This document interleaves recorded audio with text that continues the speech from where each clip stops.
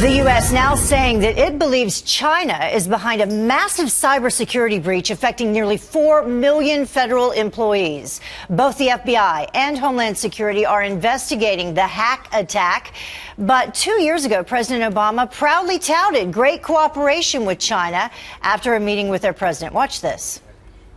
What both President Xi and I recognized is that because of these incredible advances in technology,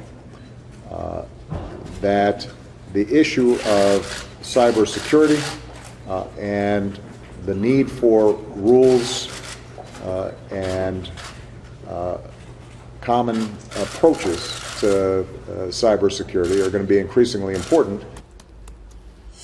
Peter Doocy's live in Washington. Peter, how are the Chinese responding to these allegations?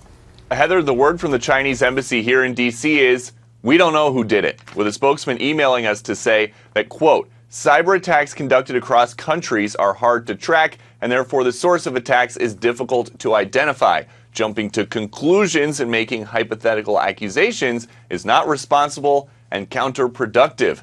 The FBI is working quickly to track the source of the hack, telling us they take threats like this very seriously. Meanwhile, the chairman of the Senate Intel Committee, Senator Richard Burr, is already calling for more proactive cybersecurity measures, saying it's no longer enough just to call people after their stuff gets hacked. And remember, this is a big deal because the Office of Personnel Management basically does HR for all of D.C. and has sensitive information on just about everybody that works for the federal government, including people who work in our intelligence agencies. And if it turns out their info is exposed, then the problems caused by this cyber breach are going to be even more difficult to fix. Heather. And Peter, have cybersecurity experts, have they ever seen malware like this?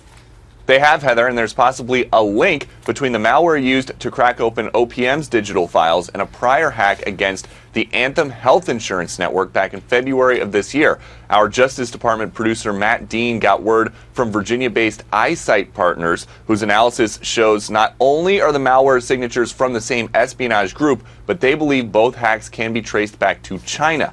In 1 hour, government officials are going to dial into a conference call with OPM to try to gauge how bad this breach is, and we hope to learn a lot more then.